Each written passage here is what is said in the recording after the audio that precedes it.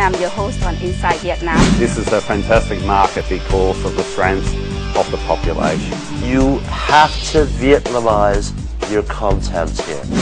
I would tell them to come on board, tell them what they like, or give them what they like. Vietnam is a very, very dynamic and exciting market.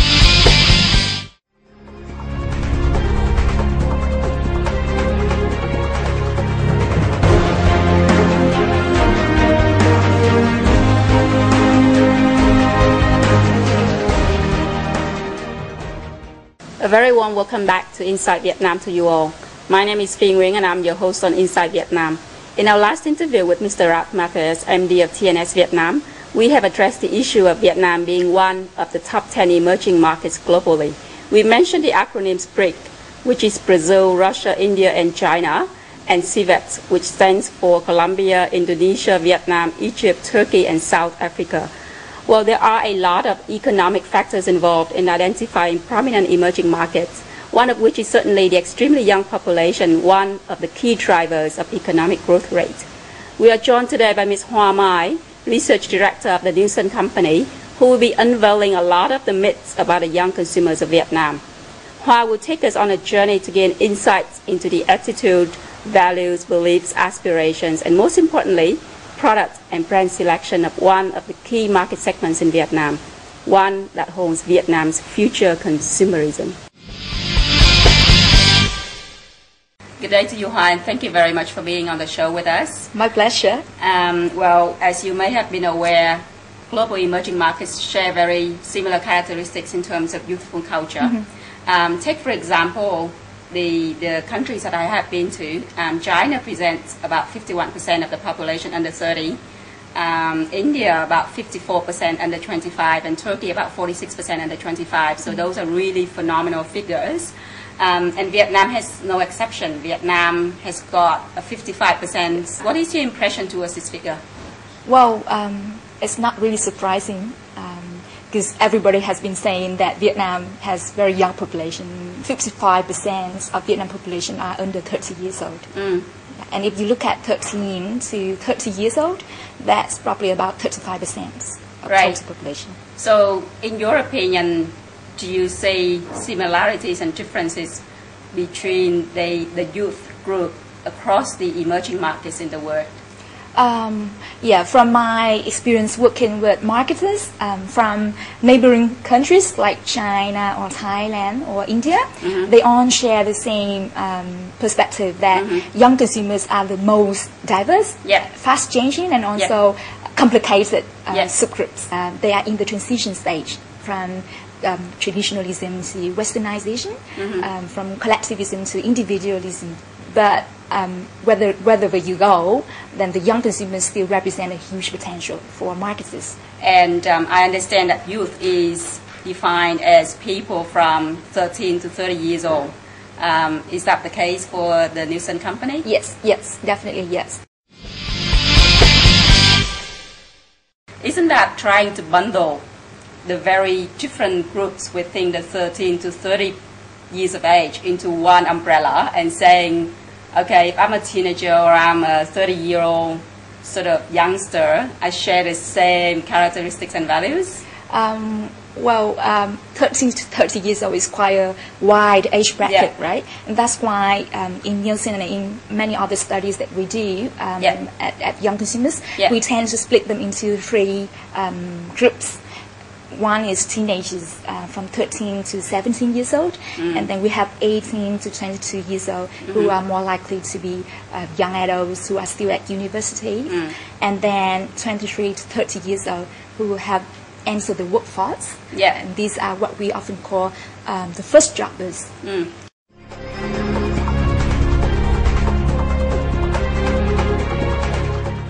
So you actually categorize the 13 to 30 into three different subgroups. So let's talk about the first one, which is my favorite. Right. Teenagers. Yeah, that's my favorite too. And these are kids probably in secondary and high school, not studying very hard or studying very hard, I don't know. What are the characteristics of this group, do you think? Well, Vietnamese teenagers are the most impulsive and the most experimentative group of consumers. As you said, right now their priority in life is to have fun rather than studying. I like that. And they have a strong urge to express their identity to the whole world. Yeah. They want to be the center of attention, the navel of the universe. Yeah. And they do that, they express themselves via almost anything. Yeah. Their fashion style, the accessories that they have, Yeah. high tech kind of gadgets, cool. They are the most kind of adaptive and also experimentative group. How does that affect the way that they select brands and products in Vietnam? For marketers, you can attract them quite easily by building up a cool, aspirational kind of image. Yeah. Then there you go. You can grab their hearts easily. I understand that this subgroup doesn't have their own money. So with that money, which means that with that spending power, what sort of impact do you think this group have on the market? Well, you're right when you're saying that they don't have much money. Because in a recent Gen V study that we did, when we interviewed teenagers from 15 to 24 years old, and then we asked them the average spending per week, then they gave us a figure about 275,000 dong per week. They are big spenders on categories such as foods and beverages. And don't forget that they also spend on other non-necessities like entertainment. Let me interrupt you there and talk about the 257,000 dong per week that you mentioned. Yes. Now, 270,000 dongs a week equals about 1 million a month in pocket money. Is that right? Roughly, yeah. How do you arrive at that figure, though? What sort of income classes are you tracking? We were looking at A to D household income bands, and at Nielsen we define A, B, C, D based on their household income on a monthly basis. And A would be 15 million Vietnam dong and above, and D is about 3 to 4.5 million Vietnam dong per month. So if I'm taking Class D, for example, understandable that it would be from about 4 million dong per month in household income. That would mean that they will take 25% of their income, which is 1 million versus 4 million, for the kids' pocket money. Is that what you're saying, or? Well, not really. The figure that I mentioned, that's the average of on household income bands. If you look at D household income band only, that amount would be obviously smaller. Okay.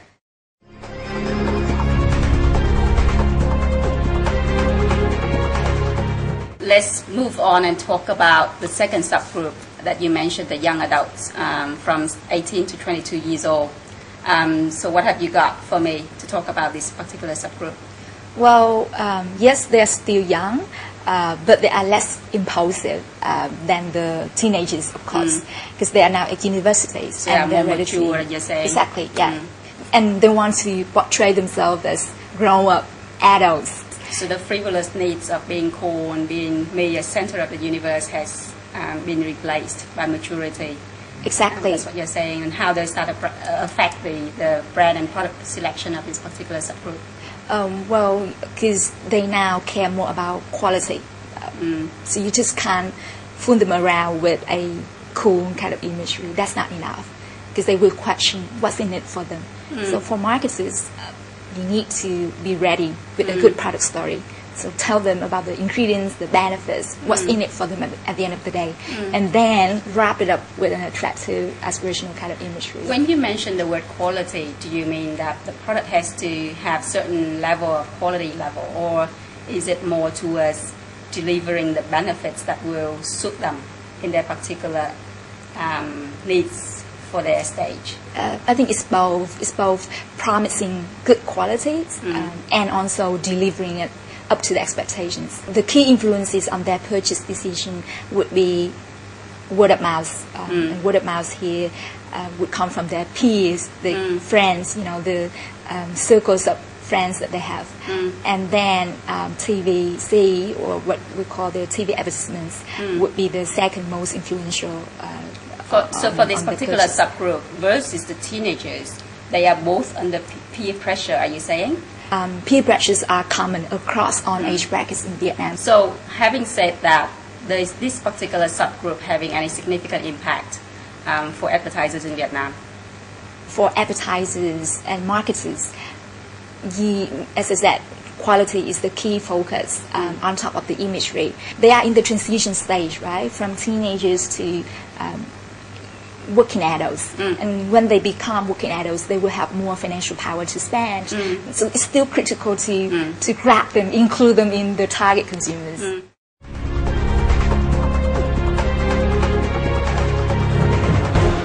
And the third subgroup that you mentioned before, the 23 to 30 years old, Yes. I would imagine that this particular subgroup is very different from the first two.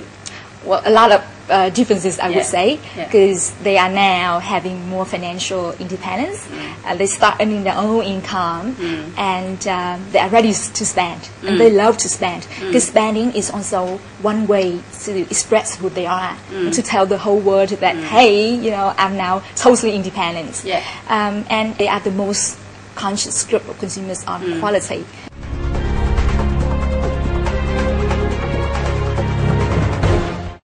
When you mention Gen V, I understand it's Generation V. What is Generation V? Well, V stands for Vietnam anyway, so Yeah. we want to call them Gen V because they represent the young kind of population of Vietnam, and they represent a new generation of Vietnam. Why are you tracking Gen V? We were tracking Gen V, defined as youth from 15 to 24 years old, because that's the hardcore youth segment, as you can see. The simple reason why is because a lot of manufacturers and marketers in Vietnam, as well as those who are considering to enter the Vietnam market, they want to understand this particular group of consumers. This particular group is very easily influenced. Exactly. And strategically, it would be making more sense for advertisers to target this particular group, waiting for them to migrate into the prime consumer age and then grab the revenue from there. Is that what you're saying? Yeah, well, I can give you a couple of examples That into would be that. great. An international kind of fem care manufacturer in Vietnam, they have started introducing tampons into the market. Yeah.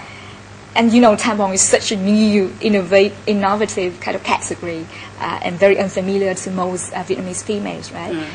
And they decided to start it out with the 15 to 24 years old consumers, because they know that for such categories, the young consumers would be the first ones who are daring to try it, to insert that into their body, and to overcome all of the preconceptions that might exist.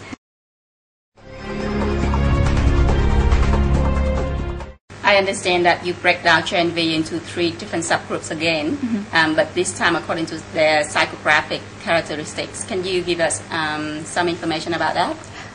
Well, in the Gen V study that you mentioned, we broke them down into basically 3 groups of consumers. The first group is upper moderns. We call them upper moderns.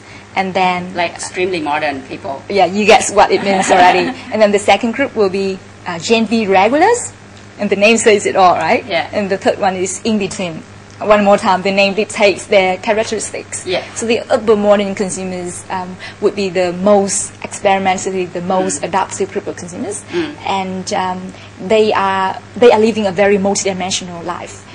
They are the most extroverted group of consumers, the most outgoing consumers, and they are also users of multimedia services a lot too. And whereas the Gen V regulars would be more conservative, and the traditional values are still shaping them a lot. They spend more time in home than out of home, and less socializing than the upper moderns. The in-between consumers have quite similar mindsets to the upper moderns, but they still sort of like not as extroverts and not as experimentative as the upper moderns. That's why we put them in between. Having said that though, if I am an advertiser and I'm targeting Gen V as my target market, what am I going to do? Because they are very different in 3 different subgroups. How am I going to appeal to them all? What I can say is most marketers, when they target Gen V in Vietnam, they would started out with the urban moderns. Why? Because urban moderns tend to be the opinion leaders. And they have a lot of influences on the other groups of consumers. So if marketers can build up a successful imagery that attracts the urban moderns, then they are very likely to attract the other groups of consumers as well. Because the Gen V regulars, for example, they would look up to the urban moderns. Because they tend to be later adopters, and they wait for the urban moderns to try, to experiment, and then they follow. There is a risk in terms of communication, I think, between being very edgy in your communication and being aspirational to the regulars as well. What's your point of view on that? That's one of the most common concerns of marketers and also advertisers when talking to urban moderns, because you need to attract urban moderns, but you can't alienate the other group of consumers, the 4 to 8% of Gen V regulars that I've just talked about. And that's why our clients, when they come to Vietnam, they would like to look at both urban models and Gen V regulars in terms of their reactions on the communications. For example, they would test the storyboards or the excerpts with the urban moderns to find out what they think and to get their inputs for the advertising. But then, to be safe, they would then test the TVC or the finished film one more time with the Gen V regulars, just to make sure that the Gen V regulars are buying into the idea and there's no cross-negative kind of identified. Let me take us back one generation to yours and my generation, and our values and aspirations were very, very different from what the current generation is having. In your opinion, what are the key differences between the two generations, do you think? Well, the most prominent difference would be that the Vietnamese youth today, they have so much information. They have access to a variety of sources of information. They now have cable TV, they've got internet, and they can use multimedia services like GPRS or 3G with their mobile phones. They are very updated. They know what's going on in Vietnam and also in the world. But they are also more easily influenced by other cultures' values. You have seen the influence of the Hallyu or the Korean wave in Vietnam, right? From the way they dress, the way they wear makeup, to the foods and brands they are consuming. The other difference is now they have a higher level of consumerism than we used to be. I think it's because they have a strong urge to indulge themselves. It's the sense of instant gratification, which we didn't have in our generation. It seems to me, though, that this particular Gen V generation is what I call a trapped generation. Trapped in between the past of values and traditions passed on by their parents, and trapped in between the present with a lot of exposure to media and a lot of the westernized sort of characteristics. What is your view on that? That's true. That's what we call duality kind of concept. And a lot of marketers have been talking about this too, that Vietnamese youths are still very much at the transition stage. And they want to do what they like and have as much freedom as they want. But they are also aware of the fact that they can't upset their parents. They still look at their parents as their idols? Well, the truth is they do. They do? They do. Interesting, right? Sometimes when we ask them, so who are your idols in life? Top of mind, they would talk about international icons of success, like Bill Gates or Steve Jobs. But then when we ask who else, then they would talk about their parents, their uncles, the close ones. But they only talk about those when they are also icons of success. And success here simply means their parents have gone through a tough time and they strive hard to overcome those toughnesses. And now, they have a decent life, their kids have a good life. That's what they call success from their parents. Now, interestingly, what I would think is that for such a generation of having individuality and a lot of freedom of expression, they would probably idolize models or singers or movie stars, and that's not the case. Why is that? Well, if you talk to them and ask them what celebrities they like, then you might hear names like Miley Cyrus or Linkin Park.